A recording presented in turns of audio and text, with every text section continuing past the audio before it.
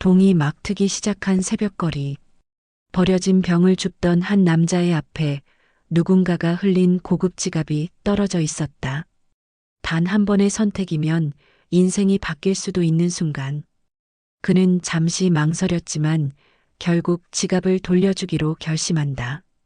그러나 그 결심은 예상치 못한 파문을 일으켰다. 경찰서에 도착한 그는 곧 이상한 시선에 둘러싸인다. 그리고 잠시 후 정장을 차려입은 한 여성이 조용히 걸어 들어온다. 그녀는 지갑의 주인을 누구보다 잘 아는 사람 같아 보였다. 하지만 왜일까? 그녀의 눈빛은 경계와 호기심, 그리고 불안감으로 가득 차 있었다. 그들은 아직 모른다. 이 지갑으로 인해 누군가의 과거를 흔들고 또 누군가의 미래를 뒤집는 거대한 진실로 이어질 것이라는 사실을. 이야기를 시작하기 전에 구독을 눌러주세요. 당신의 따뜻한 참여가 이야기 한 잔을 이어가는 힘이 됩니다. 추운 겨울, 마음만은 따뜻하시길 진심으로 바라겠습니다. 안녕하세요. 저는 김세진입니다. 올해 28, 하루 벌어 하루 먹고 사는 인생을 살고 있어요.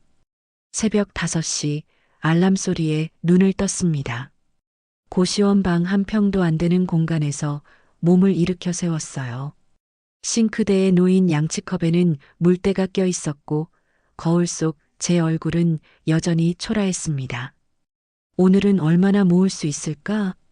가방을 챙겨 들고 밖으로 나섰어요. 거리엔 아직 사람이 드문드문했습니다. 새벽 공기는 차가웠지만 저에겐 이 시간이 제일 좋았어요. 아무도 저를 쳐다보지 않거든요. 첫 번째 목적지는 편의점 앞이었습니다. 밤사이 사람들이 버린 캔과 페트병들이 쓰레기통 주변에 널려 있었어요. 하나씩 주워 담으면서 계산해 봤습니다. 캔 하나에 10원, 페트병 하나에 20원. 100개를 모으면 1,000원, 1,000개를 모으면 10,000원이었어요. 그런데 오늘은 뭔가 달랐습니다. 평소보다 수거량이 적었어요. 다른 분들이 먼저 다녀가신 모양이었습니다. 아무래도 다른 곳으로 가봐야겠네요. 지하철역 방향으로 발걸음을 옮겼어요. 이른 아침이라 지하철역 주변에는 출근길 직장인들이 분주하게 지나다니고 있었습니다. 저는 구석진 곳에서 조용히 빈 캔들을 주워 담았어요. 그때였습니다. 사람들이 우르르 지나가는 계단 근처에서 무언가 반짝이는 것이 보였어요. 자세히 보니 지갑이었습니다. 처음엔 그냥 지나치려 했어요. 남의 물건에 함부로 손 떼면 안 되니까요. 그런데 사람들이 계속 지나다니면서 지갑을 밟고 있더군요.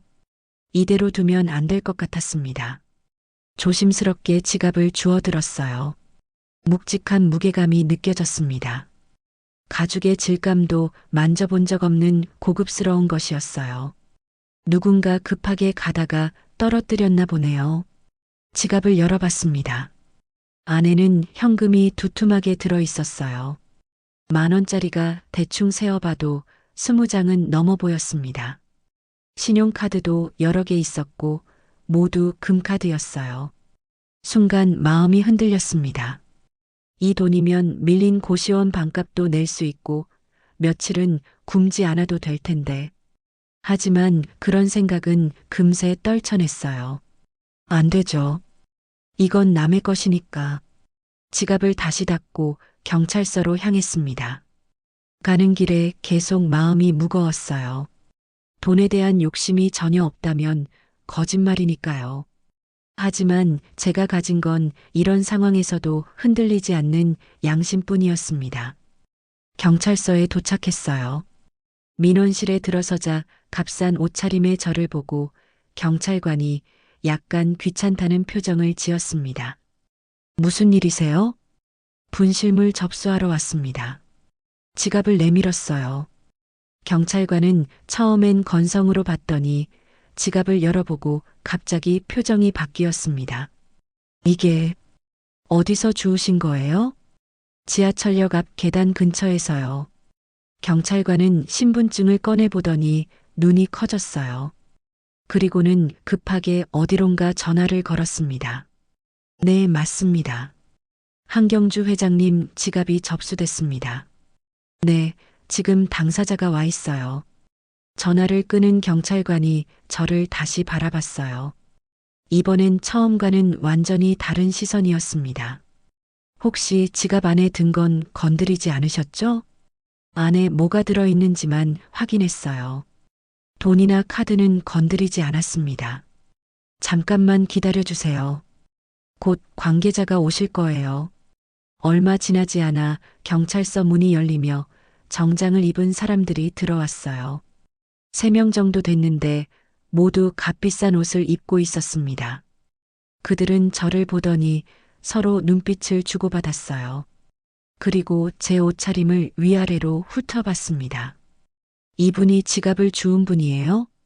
경찰관이 고개를 끄덕였어요. 그러자 정장을 입은 사람 중 한 명이 앞으로 나서더니 말했습니다. 혹시 지갑 안에서 뭔가 빼낸 건 없죠? 아니요. 그런 거 없습니다. 정말요? 한 번만 더 생각해 보세요. 그 사람의 말투에는 의심이 섞여 있었어요. 저를 믿지 않는다는 게 분명했습니다. 다른 사람이 끼어들었어요. 저 친구, 혹시 훔친 거 아닙니까? 지갑을 주었다고 하는데. 아니에요. 정말 주운 거라고요. 제가 억울하게 말했지만 그들은 여전히 의심스러운 눈빛으로 저를 바라봤어요. 그럼 어디서 주었는지 정확히 말해보세요. 지하철역 2번 출구 앞 계단이요. 아침 7시쯤이었어요. 그 시간에 거기서 뭐 하고 있었어요? 일하고 있었습니다. 제가 머뭇거리자 그들의 의심은 더 커졌어요. 무슨 일이요? 그게 할 말이 없었습니다. 폐지를 줍고 있었다고 말하기가 창피했거든요. 경찰관이 개입했어요. 일단 지갑은 정상적으로 접수됐습니다. 신분증 좀 확인해 주세요. 저는 주민등록증을 내밀었어요. 그들은 제 신분증을 보더니 또 한 번 수군거렸습니다. 고시원 주소네요. 연락처도 남겨주세요. 제 핸드폰 번호까지 적고 나서야 겨우 경찰서를 나올 수 있었어요. 밖으로 나서니 다리에 힘이 빠졌습니다. 선한 일을 했는데도 범죄자 취급을 받은 기분이었어요. 역시 가난하면 뭘 해도 의심받는구나. 그때 깨달았습니다. 세상은 제 행동을 보고 판단하는 게 아니라 제 외모와 처지를 보고 판단한다는 거요. 고시원으로 돌아가는 길에 계속 생각했어요. 만약 제가 정장을 입고 좋은 차를 타고 경찰서에 갔다면 어땠을까? 아마 좋은 일 하셨네요 라는 말을 들었을지도 모르죠. 하지만 저는 후회하지 않았습니다. 옳은 일은 옳은 일이니까요. 비록 인정받지 못했지만 제 양심만큼은 깨끗했습니다. 그날 밤 잠들기 전에 생각했어요. 언젠가는 세상이 제 진심을 알아줄 날이 올까요? 아니면 계속 이렇게 의심만 받으며 살아가야 할까요? 모르겠습니다. 하지만 한 가지는 확실했어요. 다시 똑같은 상황이 온다 해도 저는 똑같이 행동할 거라는 건 말이에요. 이튿날 오후 저는 다시 경찰서에 불려갔습니다. 어제 지갑건 때문에 추가로 확인할 게 있다는 연락이었어요. 정확히는 출석 요청이라고 했는데 거부할 수는 없는 분위기였습니다. 경찰서 민원실에 들어서니 어제와는 완전히 다른 광경이었어요. 정장 입은 사람들이 더 많아져 있었고 분위기도 한층 무거웠습니다. 뭔가 큰일이라도 난 것처럼 말이죠. 그때 입구 쪽에서 발걸음 소리가 들렸습니다. 또각또각 굽 높은 구두를 신고 걷는 소리였어요. 문이 열리며 한 여성이 들어왔습니다. 첫인상은 차가움 그 자체였어요. 회색 정장에 검은색 하이힐, 어깨 아래로 내린 단정한 머리. 얼굴은 무표정했고 눈빛은 날카로웠습니다. 나이는 30 후반 정도로 보였는데 온몸에서 범접할 수 없는 아우라가 흘러나왔어요. 오연주 대표님 오셨습니다. 정장 입은 사람들이 일제히 고개를 숙였습니다. 그제야 알았어요. 이 여성이 그 유명한 GJ그룹의 실질적인 수장이라는 걸요. 오연주는 천천히 주위를 둘러보더니 담당 경찰관에게 다가갔습니다. 상황 보고해 주세요. 목소리는 낮고 차분했지만 그 속에 강한 위압감이 담겨 있었어요. 경찰관은 긴장한 표정으로 어제 있었던 일을 설명하기 시작했습니다. 어제 오전 이분이 지갑을 가져왔습니다. 한경주 회장님 것이라고 하시면서요. 지갑 내용물은 확인했나요? 네, 이상 없었습니다. 현금 20만 원, 카드 4장, 기타 개인 물품들이 그대로 있었습니다. 오연주는 고개를 끄덕이더니 저를 바라봤습니다. 처음으로 저와 눈이 마주쳤어요. 그 순간 느꼈습니다. 이 사람은 어제 온 사람들과는 차원이 다르다는 걸요. 당신이 지갑을 주운 분이군요. 네, 맞습니다. 지갑 안에 뭐가 있었는지 기억하십니까? 갑작스러운 질문이었어요. 어제도 똑같은 걸 물어봤는데 또 묻는 이유를 모르겠더군요. 기억합니다. 자세히 말해보세요.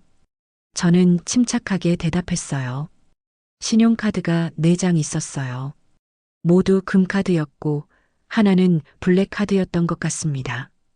현금은 10,000원짜리가 20장 정도 있었는데 안쪽 포켓에 구겨진 10,000원짜리 3장이 따로 있었어요.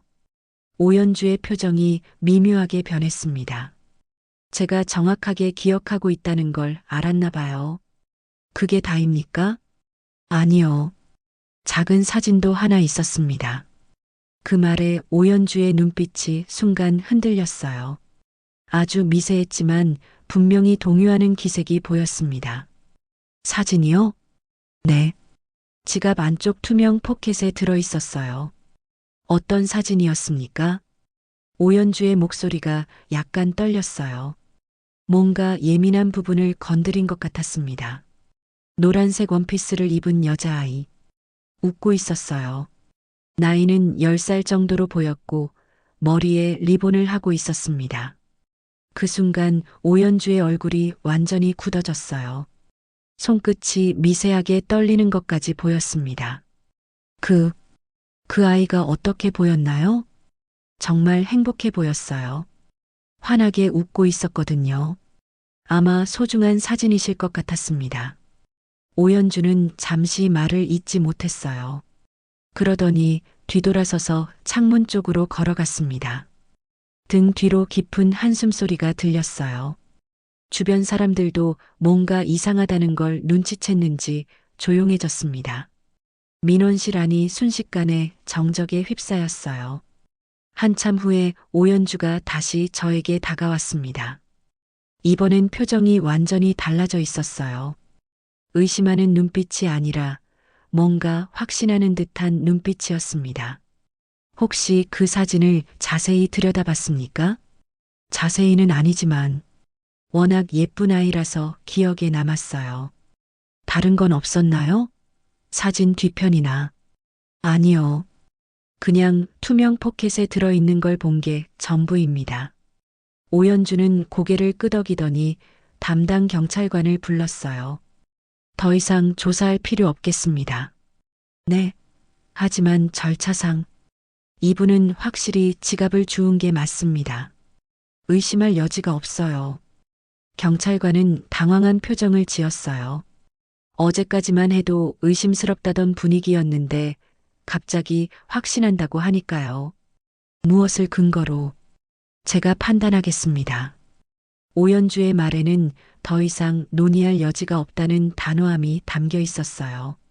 그러더니 저에게 다시 시선을 돌렸습니다. 성함이 어떻게 되시죠? 김세진입니다. 김세진 씨 연락처 다시 한번 확인해도 될까요? 제 핸드폰 번호를 다시 적어줬어요. 오연주는 그걸 받아보더니 조심스럽게 종이를 접어서 주머니에 넣었습니다. 혹시 다른 할 일 있으세요? 갑작스러운 질문이었어요. 아니요. 특별한 건 없습니다. 그럼 잠깐 밖에서 이야기 좀 나눌 수 있을까요? 주변 사람들이 모두 놀란 표정을 지었어요. GJ그룹 대표가 저 같은 사람과 개인적으로 이야기하겠다니까요. 괜찮으시면. 저도 영문을 몰랐지만 거절할 이유는 없었어요. 경찰서 앞 벤치에 나란히 앉았습니다. 오연주는 한동안 말이 없었어요. 그냥 하늘을 바라보고 있었습니다. 김세진 씨 지갑을 주우셨을 때 안에 든 돈을 보셨죠? 네. 혹시 마음이 흔들리지 않으셨나요? 솔직한 질문이었어요. 흔들렸습니다. 그런데도 경찰서에 가져오셨군요. 네. 왜요? 간단한 질문이었지만 답하기가 쉽지 않았어요. 남의 것이니까요. 그게 이유의 전부입니다. 오연주는 제 말을 듣고 작은 미소를 지었어요. 처음 본 그녀의 미소였습니다. 그 사진, 제 딸이었어요. 갑작스러운 고백이었어요. 10년 전에 세상을 떠났습니다. 교통사고로요. 죄송합니다. 아버지가 항상 지갑에 넣고 다니시거든요. 그 사진을요. 저도 그런 줄 몰랐는데 오연주의 목소리가 조금 떨렸어요. 그런 개인적인 사진까지 정확히 기억하고 계신다는 건 정말 훔친 게 아니라는 증거예요. 이제야 왜 갑자기 태도가 바뀌었는지 알 것 같았어요. 앞으로도 연락 드려도 될까요? 네.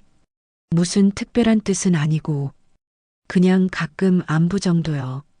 이상한 요청이었어요. 하지만 거절할 이유도 없었습니다. 괜찮습니다. 그날 이후로 제 인생에 작은 변화가 생기기 시작했어요. 아직은 모르겠지만 분명 뭔가 달라질 것 같은 예감이 들었습니다. 그날부터 며칠 동안은 평소와 다름없는 일상이었습니다. 새벽에 일어나서 거리로 나가고 빈 캔과 폐지를 주워서 고물상에 팔고 하루 벌어 하루 먹고 사는 삶이었어요. 하지만 뭔가 이상한 기운이 감돌기 시작했습니다. 셋째 날 오후 고물상에서 돌아오는 길이었어요. 고시원 앞에 도착하니 관리인 아저씨가 저를 불렀습니다. 세진아, 잠깐. 네, 무슨 일이세요? 너 찾는 사람이 왔다 갔어. 저요? 누가요? 여자더라. 나이는 30 후반 정도? 정장 입고 고급차 타고 왔던데. 제 가슴이 두근거렸어요. 혹시 오연주 대표일까 싶었거든요. 뭐라고 하던가요? 김세진이란 사람 사는지 묻더라. 그래서 사는데 지금 없다고 했지. 그랬더니 언제 들어오는지 평소에 뭐 하는 사람인지 물어보더라고. 그래서 뭐라고 하셨어요? 딱히 할 말이 없어서 그냥 아르바이트 한다고 했지. 그런데 이상했어. 뭐가요? 종이에 뭔가 적혀 있는 걸 들고 있더라고. 마치 전단지 같은 거. 저는 점점 불안해졌어요. 누군가 제 신상을 조사하고 있다는 뜻이었거든요. 이튿날도 마찬가지였습니다. 근처 편의점 사장님이 말하길 어제 여자가 와서 제 이야기를 물어봤다고 하더군요. 성실한 애다, 항상 인사 잘하고 나쁜 짓 같은 건 절대 안 할 것 같다고 했어. 그제야 확신할 수 있었어요. 오연주 대표가 저를 조사하고 있다는 걸요. 그런데 왜 그러는 건지 이유를 알 수가 없었어요. 지갑 일은 이미 끝난 건 아닌가요? 한편 GJ그룹 본사 회장실에서는 다른 이야기가 오가고 있었습니다. 김도균 부사장이 오연주의 사무실로 들어왔어요. 41살의 그는 오연주의 의붓 오빠이면서 동시에 후계 구도에서 경쟁자였습니다. 연주야, 요즘 무슨 일이야? 무슨 말이에요, 오빠? 아버지 지갑 찾아준 그 사람 말이야. 뭐 하고 있어? 오연주는 컴퓨터에서 시선을 떼지 않았어요. 별일 없어요. 별일 없긴. 사람 보내서 신상 털고 있잖아. 도균의 목소리에 짜증이 섞였어요. 제가 뭘 하든 상관없지 않나요? 상관없어? 회장 딸이 거지 하나에게 이렇게까지 관심을 보이는 게 오빠 말 조심하세요. 오연주가 처음으로 날카로운 눈빛을 보냈어요. 연주야, 정신 차려. 그 사람이 뭔지 알아? 고시원에서 폐지 줍는 놈이야. 그런 사람한테 그만하세요. 오연주가 자리에서 일어났어요. 그 사람은 정직한 분이에요. 20만 원이나 되는 현금을 보고도 흔들리지 않았다고요. 정직하다고? 연주야, 세상이 그렇게 만만한 줄 알아? 도규는 비웃듯 말했어요. 분명히 뭔가 꿍꿍이가 있을 거야. 처음부터 계획된 일일 수도 있고. 무슨 계획이요? 회장님께 접근하려는 거지. 착한 척 하면서 말이야. 오연주는 고개를 저었어요. 그런 사람이 아니에요. 어떻게 확신해? 며칠 본 게 전부잖아. 도규는 책상에 손을 짚고 몸을 기울였어요. 연주야, 우리 입장을 생각해봐. 그런 사람이 아버지한테 붙어서 뭔가 꾸미면 어떻게 할 거야? 그런 일은 없을 거예요. 없을 거라고? 너무 순진한 거 아니야? 도규는 한숨을 쉬었어요. 좋아. 그럼 이렇게 하자. 내가 직접 확인해 볼게. 뭘 확인한다고요? 그 사람이 정말 순수한 의도인지 말이야. 오연주는 불안한 표정을 지었어요. 오빠, 뭘 하려는 거예요? 별거 아니야. 그냥 테스트 좀 해볼 거야. 도규는 의미심장한 미소를 지었어요. 그날 밤 도규는 자신의 측근들을 불러 모았습니다. 모두 그룹 내에서 그의 사람들이었어요. 김세진이라는 놈 알아? 아, 회장님 지갑 찾아준 그 사람 말입니까? 맞아. 그놈 때문에 연주가 이상해졌어. 도규는 자료를 펼쳐 보였어요.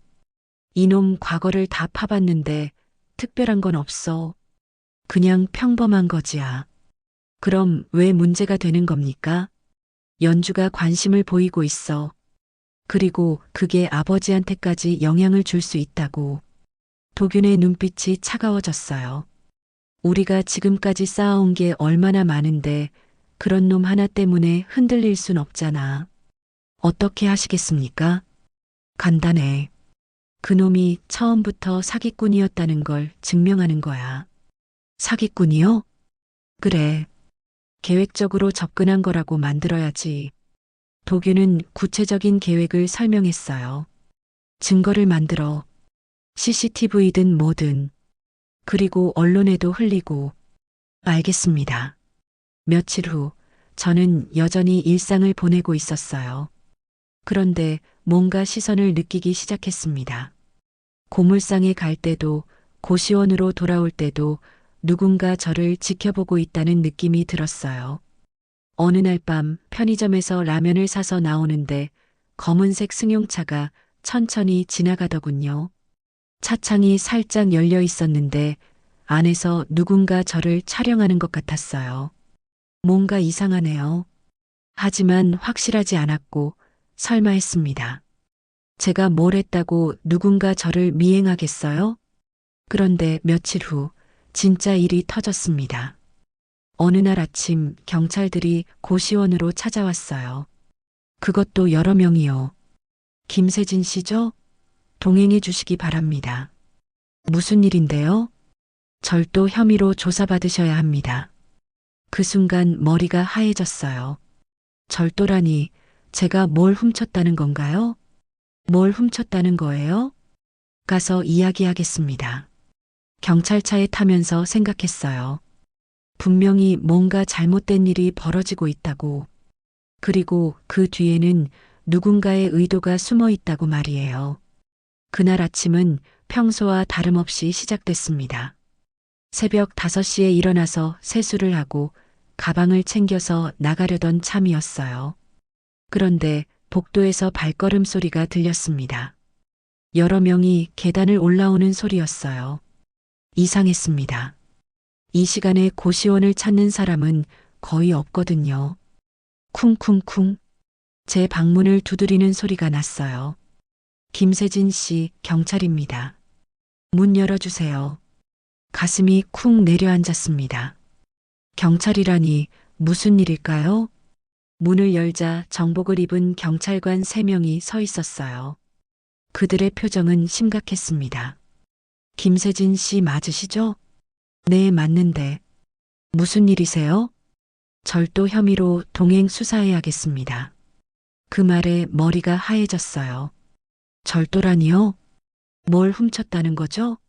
저는 아무것도 훔친 적 없는데요. 가서 설명해 드리겠습니다. 일단 동행해 주세요. 고시원 복도에 사람들이 나와서 구경했어요. 관리인 아저씨도 놀란 표정으로 저를 바라봤습니다. 세진아, 무슨 일이야? 저도 모르겠어요. 수갑을 채우지는 않았지만 경찰차에 타는 순간 정말 범죄자가 된 기분이었어요. 경찰서에 도착해서 조사실로 들어갔습니다. 담당 형사가 저를 마주보고 앉았어요. 김세진 씨, GJ그룹 본사에 가본 적 있습니까? 없습니다. 정말요? 한 번도? 네, 한 번도 가본 적 없어요. 형사는 노트북을 열어서 뭔가를 보여줬어요. 이 영상 좀 보세요. 화면에는 CCTV 영상이 나왔어요. 어떤 사무실 안에서 누군가 금고를 뒤지고 있는 모습이었습니다. 이 사람이 누구 같습니까? 영상 속 인물을 자세히 봤어요. 키와 체격이 저와 비슷했지만 얼굴은 잘 보이지 않았습니다. 잘 모르겠는데요. 김세진 씨가 아닙니까? 아니요. 저는 그런 곳에 가본 적 없다고 했잖아요. 형사는 영상을 다시 틀었어요. 어젯밤 11시 30분경입니다. GJ그룹 본사 15층 회계팀 금고에서 현금 500만 원이 도난당했어요. 저는 어젯밤에 고시원에 있었어요. 증명할 수 있습니까? 그게 증명할 방법이 없었어요. 고시원에는 CCTV도 없고 룸메이트도 없었거든요. 김세진 씨 며칠 전에 회장님 지갑을 가져왔죠? 네, 맞아요. 그때 회사 위치도 알게 되셨을 테고. 아니에요. 전 회사가 어디 있는지도 몰라요. 형사는 믿지 않는 표정이었어요. 그럼 이 영상은 뭐라고 설명하시겠어요? 모르겠어요. 정말 제가 아니라고요. 몇 시간 동안 같은 질문을 반복했지만 저는 계속 똑같이 대답했어요. 안 한 일은 안 한 거니까요. 결국 저는 유치장에 갇혔습니다. 좁은 공간에 혼자 앉아 있으니 정말 막막했어요. 어떻게 이런 일이 벌어진 걸까요? 분명히 누군가 저를 함정에 빠뜨린 거라는 생각이 들었어요. 그때 지갑을 주운 게 잘못이었나 싶기도 했습니다.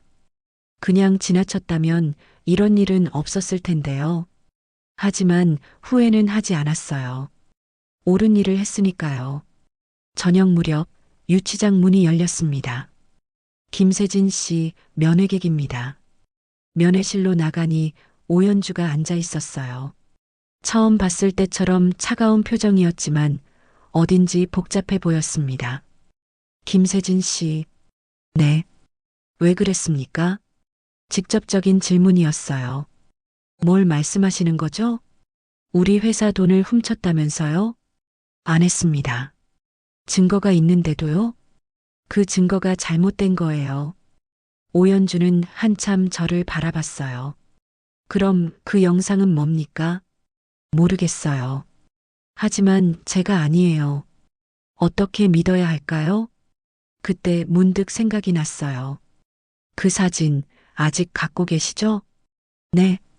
아버님 지갑에 있던 딸 사진 말이에요. 오연주의 표정이 변했어요. 전 그런 사람이 아니에요. 그 사진을 보고도 마음이 아프던 사람이 어떻게 남의 돈을 훔치겠어요? 그건 저는 사람 믿는 거 하나밖에 없습니다. 그리고 사람들도 저를 믿어줬으면 좋겠어요.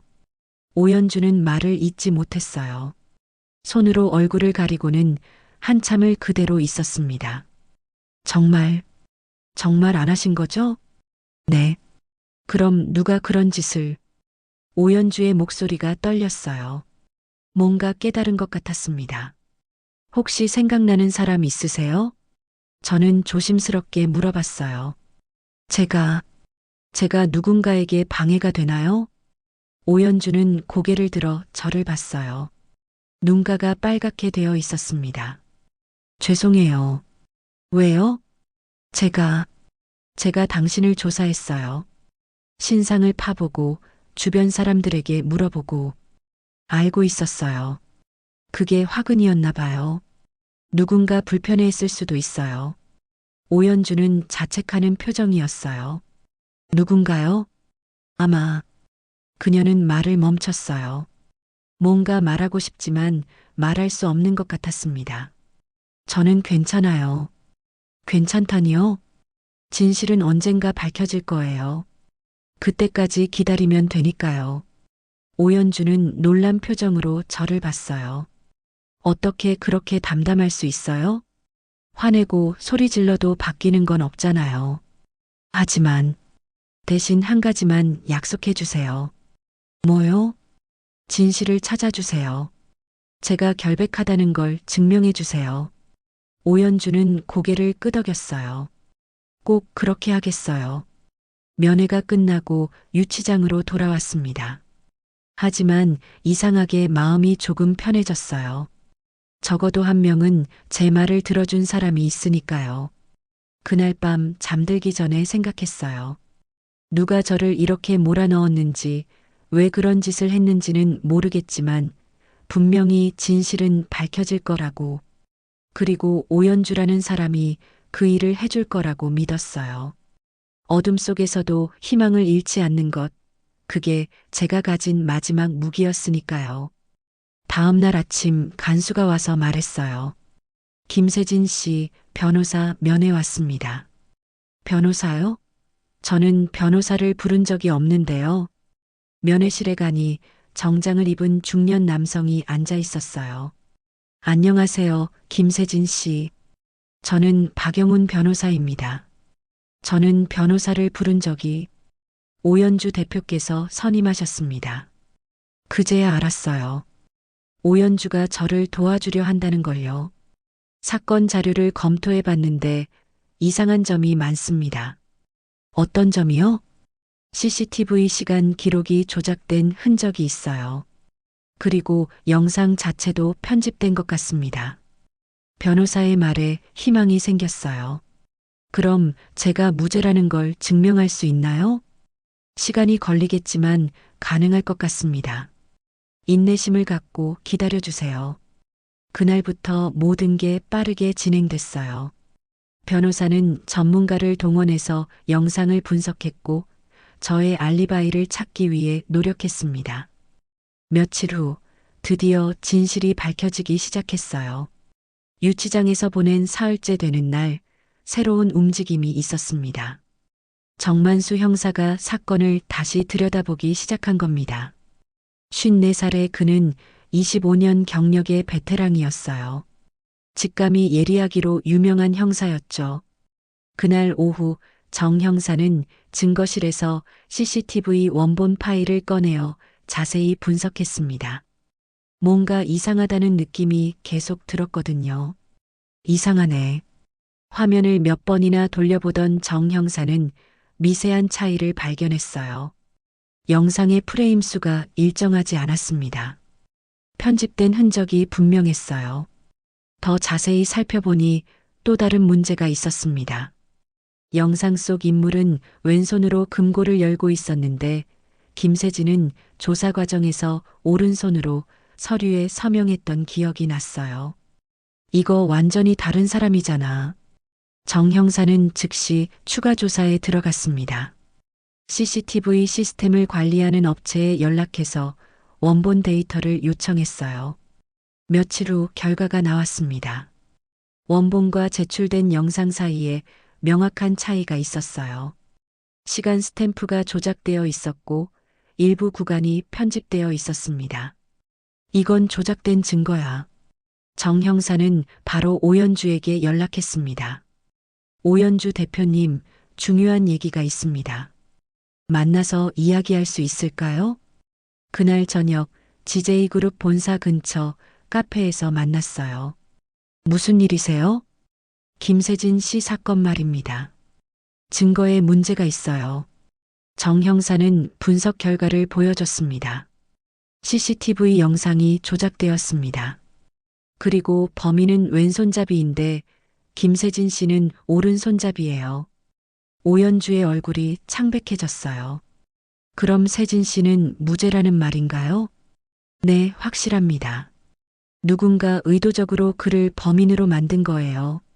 오연주는 한참 동안 말을 잇지 못했습니다. 그러더니 조용히 말했어요. 누군지 알 것 같아요. 누구를 의심하고 계신가요? 제 의붓 오빠, 김도균이요. 정 형사는 고개를 끄덕였어요. 혹시 동기가 있을까요? 세진 씨 때문에 제가 달라졌다고 생각할 거예요. 그리고 그게 자신에게 불리하다고 판단했을 수도 있고요. 오연주는 주먹을 꽉 쥐었습니다. 어떻게 이런 짓을, 증거를 더 모아야겠습니다. 혹시 회사 내부에서 도움을 받을 수 있을까요? 물론이죠. 무엇이든 도와드리겠어요. 한편 도균은 상황이 심각해지고 있다는 걸 눈치챘습니다. 자신의 측근으로부터 경찰이 다시 수사하고 있다는 소식을 들었거든요. 이런 젠장. 도균은 급하게 회사 서버실로 향했어요. 조작에 사용한 원본 파일들을 완전히 삭제해야 했거든요. 하지만 정 형사는 이미 한 발 앞서 있었습니다. 법원에서 압수수색 영장을 발급받아 서버실을 봉쇄한 상태였어요. 김도균 부사장님 계시죠? 서버실 앞에서 도균과 마주친 정 형사가 말했어요. 무슨 일이세요? 압수수색 영장입니다. 서버실을 조사해야겠습니다. 도균의 얼굴이 굳어졌어요. 무슨 권한으로? 김세진 씨 사건과 관련해서입니다. 혹시 아시는 게 있으신가요? 모르겠는데요. 도균은 침착한 척했지만 손끝이 미세하게 떨리고 있었어요. 서버실 조사 결과 결정적인 증거가 나왔습니다. 도균이 CCTV 영상을 편집한 흔적과 가짜 영상을 제작하기 위해 사용한 프로그램들이 발견된 거예요. 김도균 부사장님, 동행해 주시죠. 그날 밤 저는 유치장에서 나올 수 있었습니다. 김세진 씨 석방입니다. 담당 형사가 문을 열어줬어요. 석방이요? 네, 혐의가 모두 풀렸습니다. 밖으로 나오니 오연주가 기다리고 있었어요. 며칠 만에 보는 그녀의 얼굴에는 미안함과 안도감이 동시에 어려 있었습니다. 세진 씨, 괜찮아요. 저는 웃으며 말했어요. 정말 괜찮냐고요? 네, 진실이 밝혀졌으니까요. 오연주는 눈물을 글썽였어요. 미안해요. 제가 당신을 위험에 빠뜨렸어요. 아니에요. 오히려 저를 믿어줘서 고마워요. 이제부터 제 옆에 있어요. 네. 이번엔 제가 당신을 믿을 차례예요. 그 말에 가슴이 따뜻해졌어요. 누군가 저를 진심으로 믿어준다는 게 얼마나 큰 힘이 되는지 알 수 있었습니다. 경찰서를 나서면서 생각했어요. 이번 일로 많은 걸 배웠다고. 세상에는 나쁜 사람도 있지만 진실을 찾으려는 사람들도 있다는 거요. 그리고 무엇보다 누군가 저를 믿어준다는 게 얼마나 소중한지도 깨달았습니다. 밤하늘을 올려다보며 다짐했어요. 이제부터는 더 당당하게 살아가겠다고. 그리고 저를 믿어준 사람들에게 보답하겠다고 말이에요. 석방되던 그날 밤 오연주는 저에게 예상치 못한 제안을 했습니다. 세진 씨, 우리 회사에서 일해보지 않겠어요? 경찰서 앞 벤치에 앉아서 나눈 대화였어요. 가로등 불빛 아래 그녀의 표정은 진지했습니다. 네, 정직함이 얼마나 큰 자산인지 당신이 증명해줘요. 저는 당황했어요. 갑작스러운 제안이었거든요. 제가 그런 곳에서 일할 수 있을까요? 왜 안 돼요? 당신만큼 정직한 사람을 본 적이 없어요. 하지만 저는 학벌도 없고 경력도 그런 건 중요하지 않아요. 한 달만 해보세요. 단 한 달만. 오연주의 눈빛에는 진심이 담겨 있었어요. 그날 밤 고시원으로 돌아와서 밤새 고민했습니다. 정말 제가 그런 회사에서 일할 수 있을까요? 다음 날 아침 저는 결심했어요. 해보겠습니다. 일주일 후 저는 GJ그룹 본사 로비에 서 있었습니다. 높이가 몇십 층은 될 것 같은 건물을 올려다보니 숨이 막혔어요. 유리와 스테인리스로 지어진 건물은 제가 살던 세상과는 완전히 달랐습니다. 인사팀에서 간단한 서류 절차를 밟았어요. 계약서에는 계약직 인턴 3개월이라고 적혀 있었습니다. 17층 기획팀으로 배정되셨습니다. 월급은 180만 원이고요. 180만 원. 제게는 상상도 할 수 없는 큰 돈이었어요. 엘리베이터를 타고 17층에 올라갔습니다. 문이 열리자 넓은 사무실이 펼쳐졌어요. 정장을 입은 사람들이 분주하게 움직이고 있었습니다. 김세진 씨죠? 저는 이수민 대리입니다. 30대 초반의 여성이 다가왔어요. 단정한 정장에 깔끔하게 빗어 올린 머리. 하지만 표정이 그리 반가워 보이지는 않았습니다. 안녕하세요. 자리는 저쪽 구석이에요. 제 자리는 정말 구석 끝자리였어요. 창문도 없고 책상도 다른 것들보다 작았습니다. 하지만 불평할 처지가 아니었어요. 업무는 차차 설명해 드릴게요. 일단 복사, 문서 정리, 회의실 청소 이런 것들부터 시작하세요. 첫날부터 시선을 느꼈습니다. 사람들이 저를 힐끗힐끗 쳐다보는 게 느껴졌어요. 저 사람이 그 유명한 범죄자였다가 풀려난 거 맞지? 대표님이 왜 저런 사람을 속삭이는 소리들이 들렸어요. 하지만 신경 쓰지 않으려 했습니다. 이미 각오하고 온 일이었으니까요. 저는 매일 아침 6시 반에 출근했습니다. 다른 직원들보다 1시간 일찍 와서 사무실을 정리했어요. 커피포트를 깨끗이 닦고 정수기 물을 갈아주고 프린터 토너를 확인했습니다. 화장실 휴지가 떨어진 곳은 없는지도 확인했어요. 작은 일이지만 정성껏 했습니다. 둘째 주가 되자 더 구체적인 견제가 시작됐어요. 김세진 씨, 이 복사 잘못됐는데요? 이수민 대리가 서류를 내밀었어요. 하지만 제가 보기엔 멀쩡해 보였습니다. 어디가 잘못됐나요? 여기 페이지 순서가 바뀌었잖아요. 자세히 보니 정말 한 장이 뒤바뀌어 있었어요. 제가 실수한 게 맞았습니다. 죄송합니다. 다시 하겠습니다. 앞으로 주의해 주세요. 이런 실수는 용납 안 돼요. 그런 일들이 계속 반복됐어요. 작은 실수도 크게 지적받았고 잘한 일은 인정받지 못했습니다. 하지만 저는 포기하지 않았어요. 셋째 주 어느 날 오후였습니다. 7층 회의실 청소를 하다가 책상 아래에서 서류 한 장을 발견했어요. 대외비 도장이 찍힌 중요해 보이는 문서였습니다. 서류를 자세히 보니 박영수 차장님 이름이 적혀 있었어요. 저는 바로 15층으로 올라가서 차장님께 가져다 드렸습니다. 차장님, 이거 7층 회의실에 떨어져 있었는데요. 박 차장은 놀란 표정을 지었어요. 아, 이거 어디서 찾았다고? 7층 대회의실 책상 아래에 있었어요. 고마워요. 이거 정말 중요한 건데. 차장님은 잠시 생각하더니 메모지에 뭔가를 적어서 서류에 붙였어요. 그 일이 있은 후로 조금씩 분위기가 바뀌기 시작했어요. 박 차장님이 여기저기서 제 이야기를 해주신 것 같았습니다. 세진 씨는 정말 믿을 만한 것 같아. 요즘 저런 사람 드물어. 물론 여전히 곱지 않은 시선들도 있었지만 조금씩 인정받고 있다는 걸 느낄 수 있었어요. 한 달이 지날 무렵 오연주가 제 자리로 찾아왔습니다. 세진 씨, 잠깐 시간 있어요? 네. 옥상 휴게실로 올라갔어요. 도시 전경이 한눈에 보이는 곳이었습니다. 어때요? 회사 생활. 괜찮아요. 힘들지 않아요? 사람들 시선도 좀 그렇고, 조금은요. 하지만 견딜만해요.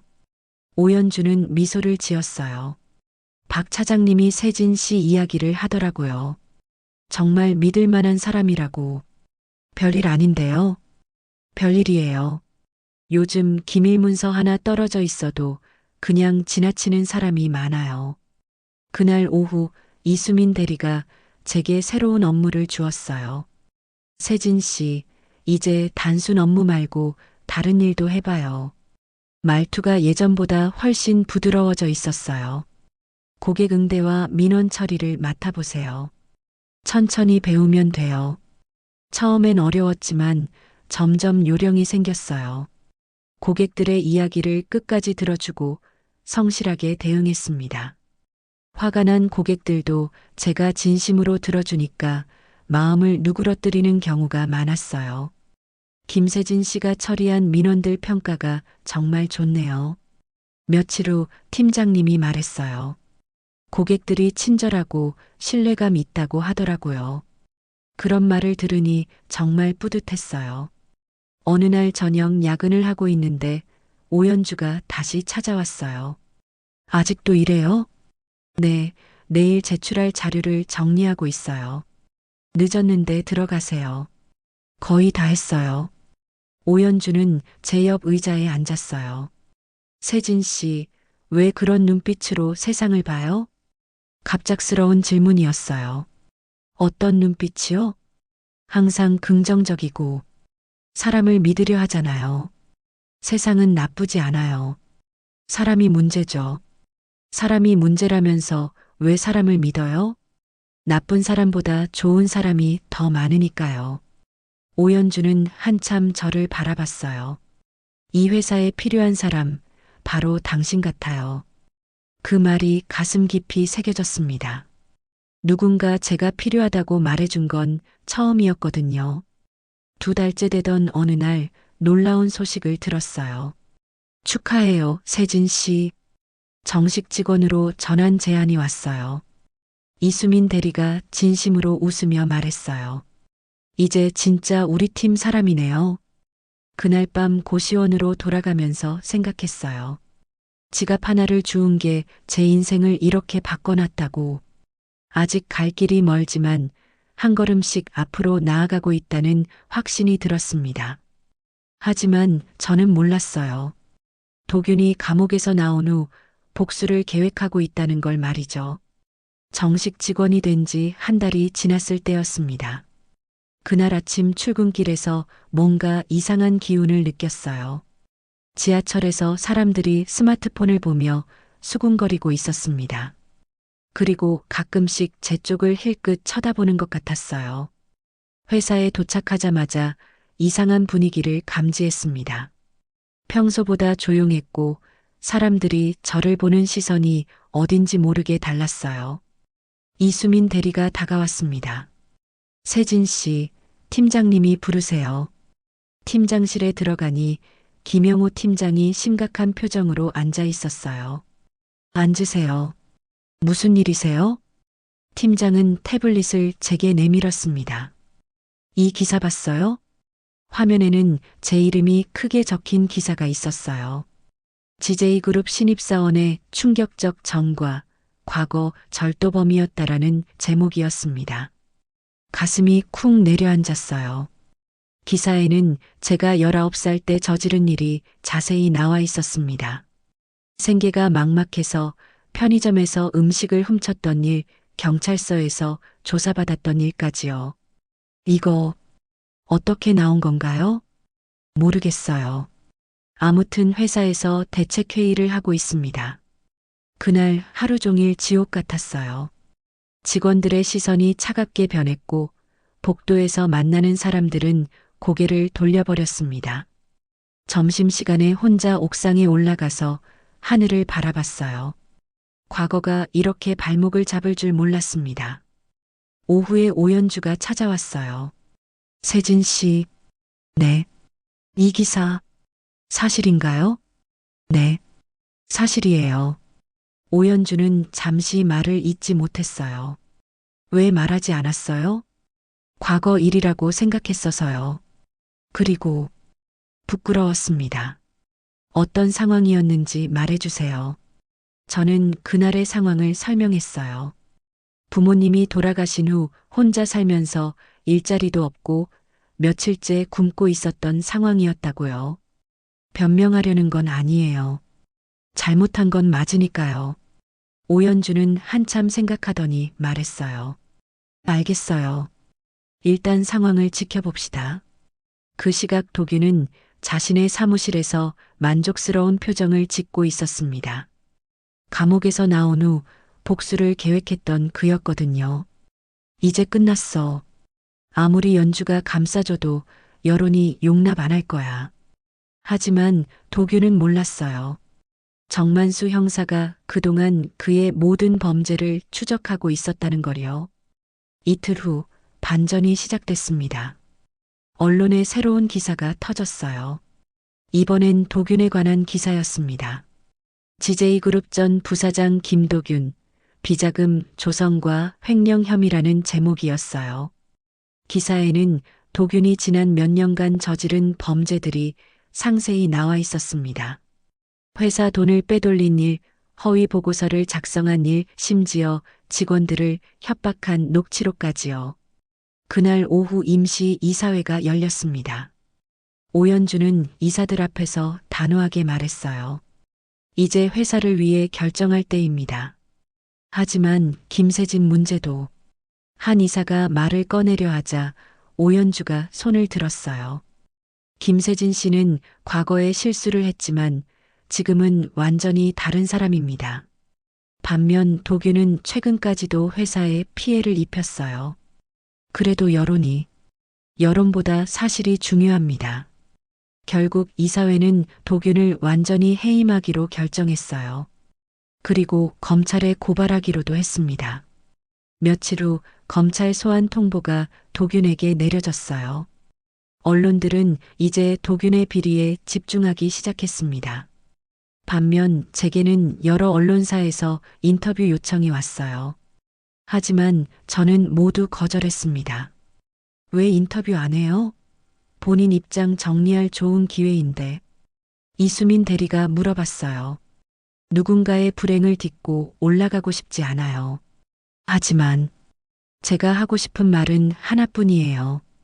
과거는 과거고 지금의 저는 다르다는 것. 그 대신 저는 회사 게시판에 짧은 글을 올렸어요. 동료 여러분께 제 과거로 인해 회사에 누가 끼쳐 죄송합니다. 하지만 지금의 저는 그때와 다른 사람입니다. 앞으로도 최선을 다하겠습니다. 며칠 후 놀라운 일이 벌어졌어요. 고객들로부터 응원 메시지가 오기 시작한 거예요. 김세진 씨가 처리해준 민원 정말 친절했어요. 과거보다 현재가 중요하죠. 실수는 누구나 할 수 있어요. 중요한 건 어떻게 살아가느냐죠. 그런 메시지들이 하나둘 늘어났어요. 회사 내부 분위기도 조금씩 바뀌기 시작했습니다. 처음엔 저를 피하던 동료들이 다시 말을 걸어오기 시작했어요. 세진 씨, 힘내세요. 우리 모두 응원하고 있어요. 과거는 과거잖아요. 지금의 세진 씨가 더 중요해요. 한 달이 지나자 상황이 완전히 뒤바뀌었어요. 도균은 구속되었고 저는 회사에서 인정받는 직원이 되어 있었습니다. 어느 날 저녁 오연주가 제게 말했어요. 세진 씨, 고생 많았어요. 괜찮아요. 정말 대단해요. 그 상황에서도 포기하지 않았잖아요. 포기할 이유가 없었어요. 저는 잘못된 일 하지 않았으니까요. 오연주는 제 손을 잡았어요. 이제 당신은 내 편이에요. 정말로요. 그 말에 가슴이 따뜻해졌어요. 오랜 시간 혼자 견뎌왔는데 이제는 제 편이 되어줄 사람이 있다는 게 감사했습니다. 그날 밤 고시원으로 돌아가면서 생각했어요. 과거는 지울 수 없지만 현재와 미래는 제가 만들어가는 거라고. 그리고 그 길에 함께할 사람들이 있다는 것도요. 아직 완전히 끝난 건 아니었지만 가장 어려운 고비는 넘긴 것 같았어요. 이제 진짜 새로운 시작을 할 수 있을 것 같았습니다. 계절이 바뀌고 저는 더 이상 폐지를 줍지 않습니다. 몇 달 후 어느 가을날 저는 GJ그룹 본사 23층 비서실에서 창밖을 내려다보고 있었어요. 아래로 보이는 거리에는 예전에 제가 걸었던 길들이 펼쳐져 있었습니다. 정장은 여전히 어색했어요. 넥타이도 매번 매는 법을 까먹어서 유튜브를 봐야 했죠. 하지만 이제는 사람들이 저에게 김 보자님이라고 부릅니다. 세진 씨, 오후 회의 준비됐나요? 오연주가 사무실로 들어왔어요. 이제는 편안한 표정으로 저를 바라봅니다. 네, 자료 정리 끝났어요. 제가 맡은 업무는 기업 정직성 강화 프로젝트였어요. 회사 전체에 투명하고 정직한 문화를 만드는 일이었습니다. 오늘 발표 잘 부탁해요. 걱정 마세요. 오후 3시 임원진들이 모인 대회의실에서 발표를 했어요. 정직은 기술이 아닙니다. 선택입니다. 제 첫마디에 회의실이 조용해졌어요. 저는 길에서 지갑을 주웠을 때 선택의 기로에 섰었습니다. 그때의 선택이 지금의 저를 만들었어요. 임원들이 진지하게 들어주고 있었어요. 우리 회사도 매 순간 선택하고 있습니다. 정직할 것인가, 편리함을 택할 것인가를. 발표가 끝난 후 박영수 차장님이 다가왔어요. 정말 좋은 이야기였어요. 저도 반성하게 되네요. 과찬이에요. 아니에요. 세진 씨 같은 분이 우리 회사에 있어서 다행이에요. 그날 저녁 오연주와 함께 회사 근처 카페에 앉았습니다. 처음 만났던 경찰서 근처의 그 카페였어요. 기분이 어때요? 신기해요. 제가 이런 자리까지 올 줄 몰랐거든요. 당연한 거예요. 당신이 노력한 결과니까. 오연주는 커피잔을 돌리며 말했어요. 세진 씨, 고백할 게 있어요. 네. 처음에 당신을 의심했을 때 정말 미안했어요. 이미 지난 일이에요. 아니에요. 그때 제가 얼마나 편견에 사로잡혀 있었는지 몰라요. 오연주의 눈빛이 촉촉해졌어요. 당신을 만나고 많이 변했어요. 사람을 보는 눈도, 세상을 보는 시각도. 저도 마찬가지예요. 며칠 후 회사 창립 기념식이 있었습니다. 저는 특별 게스트로 초대받아서 무대에 올랐어요. 안녕하세요. 김세진입니다. 수백 명의 직원들이 박수를 쳐줬어요. 몇 년 전 저는 거리에서 지갑 하나를 주었습니다. 그 순간의 선택이 제 인생을 바꿨어요. 하지만 진짜로 제 인생을 바꾼 건 그 이후였습니다. 저를 믿어준 사람들이 있었기 때문이에요. 저는 오연주를 바라봤어요. 사람은 혼자서는 변할 수 없어요. 누군가 믿어줘야 하고, 기회를 줘야 하고, 기다려줘야 합니다. 박수가 더 커졌어요. 저는 앞으로도 그런 사람이 되고 싶어요. 누군가에게 기회를 주고, 믿어주고, 기다려주는 사람 말이에요. 행사가 끝난 후 오연주가 단상에 올랐어요. 김세진 보자를 처음 만난 날, 저는 믿음이란 단어의 무게를 다시 배웠습니다. 그녀의 목소리가 떨렸어요. 그는 변화의 시작이자 제 인생의 귀한 동반자입니다. 그 말에 가슴이 뭉클해졌어요. 누군가에게 그런 의미가 될 수 있다니요. 그날 밤 혼자 사무실에 남아서 일하고 있는데 오연주가 들어왔어요. 아직도 이래요? 내일 발표 자료 정리하고 있어요. 힘들지 않아요? 이런 생활. 전혀요. 오히려 감사해요. 뭐가요? 이런 삶을 살 수 있게 해주셔서요. 오연주는 제 옆에 앉았어요. 세진 씨, 질문 하나만 해도 될까요? 네. 아직도 사람을 믿어요? 네. 왜요? 배신도 당하고 오해도 받았는데 저는 잠시 생각해 봤어요. 사람이 문제죠. 하지만 세상은 아직 살만합니다. 오연주는 미소를 지었어요. 그 말 처음 들었을 때부터 좋아했어요. 정말요? 네. 그때 알았어요. 이 사람은 다르다고. 창밖으로 밤하늘이 보였어요. 별들이 반짝이고 있었습니다. 몇 년 전만 해도 저는 그저 하루하루 버티는 게 전부였어요. 내일을 기대하지도 못했고 꿈을 꿀 여유도 없었습니다. 하지만 지금은 다르죠. 꿈도 있고 함께할 사람들도 있고 무엇보다 누군가에게 도움이 되는 삶을 살고 있어요. 지갑 하나를 주운 것이 시작이었지만 진짜 변화는 그 이후에 일어났습니다. 저를 믿어준 사람들, 기회를 준 사람들, 그리고 함께해준 사람들 덕분이에요. 이제 저는 두 번 다시 버려지지 않을 거예요. 그리고 저 역시 누군가를 버리지 않을 거예요. 세상은 여전히 어렵고 복잡하지만 그래도 살만한 곳이라고 믿어요. 왜냐하면 좋은 사람들이 더 많거든요. 그리고 무엇보다 한 번의 선택이 인생을 바꿀 수 있다는 걸 배웠어요. 작은 정직함이 큰 기적을 만들 수 있다는 것도요. 지갑을 주운 그날이 제 인생의 전환점이었다면 오늘은 새로운 시작점인 것 같아요. 앞으로 어떤 일들이 기다리고 있을지 모르겠지만 두렵지 않아요. 함께할 사람들이 있으니까요. 그럼 오늘 이야기는 여기까지입니다. 끝까지 들어주셔서 감사합니다.